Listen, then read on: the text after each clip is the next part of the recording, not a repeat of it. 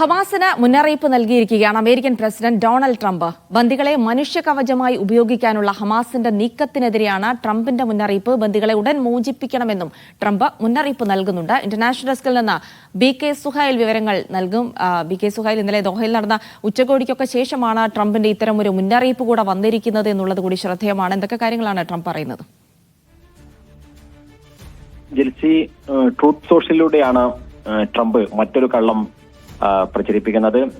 Hamas ബന്ദികളെ human ഷീൽഡായി, മനുഷ്യ കവചമായി ഉപയോഗിക്കുന്നു. അവർ പല യുദ്ധമുഖങ്ങളിലും അവരെ പുറത്തേക്ക് എത്തിക്കുന്നു. അത് തുടർന്നാൽ വീണ്ടും വലിയ ആക്രമണത്തിലേക്ക് പോകേണ്ടി വരും എന്ന സൂചന നൽകിക്കൊണ്ടാണ് ഉടൻ ഒരു വെടിനിർത്തലേക്ക് പോവുകയാണ് വേണ്ടത് അവരെല്ലാവരെയും വിട്ടയക്കുകയാണ് വേണ്ടത് എന്ന ഒരു സൂചന, ഒരു പ്രസ്താവന ട്രൂത്ത് സോഷ്യൽ വഴി നടത്തിയിരിക്കുന്നത്. ഇതിന് ഹമാസിന്റെ മറുപടി കൂടി ഇപ്പോൾ വന്നു കഴിഞ്ഞു. ഇസ്രായേലിന്റെ പ്രൊപ്പഗൻഡ US ഏറ്റെടുക്കുകയാണ് എന്നാണ് ഇപ്പോൾ ഹമാസ് പറയുന്നത്. നെതന്യാഹുവും ട്രംപ് എത്ര തന്നെ ശ്രമിച്ചാലും ഫലസ്തീനിന്റെ വിമോചനത്തിന് വേണ്ടിയുള്ള പോരാട്ടം തുടരും എന്ന് ഹമാസ് മറുപടി നൽകുകയും ചെയ്തിരിക്കുന്നു. അപ്പോൾ സ്വാഭാവികമായും ഒരു വെടിനിർത്തലിലേക്ക് കാര്യങ്ങൾ പോകുന്നതിന്റെ ഒരു സൂചനയുമില്ല.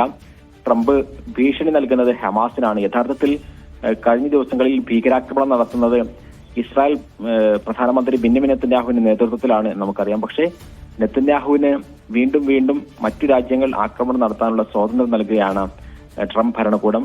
കഴിഞ്ഞ ദിവസം ട്രംപ് ഭരണകൂടത്തിലെ പ്രധാനപ്പെട്ട വ്യക്തി, സ്റ്റേറ്റ് സെക്രട്ടറി മാർക്കോ റൂബിയോ തന്നെ നേരിട്ട് ജെറൂസലേമിലെത്തി നെതന്യാഹുവിനെ കണ്ട് എല്ലാ പിന്തുണയും അറിയിച്ചു.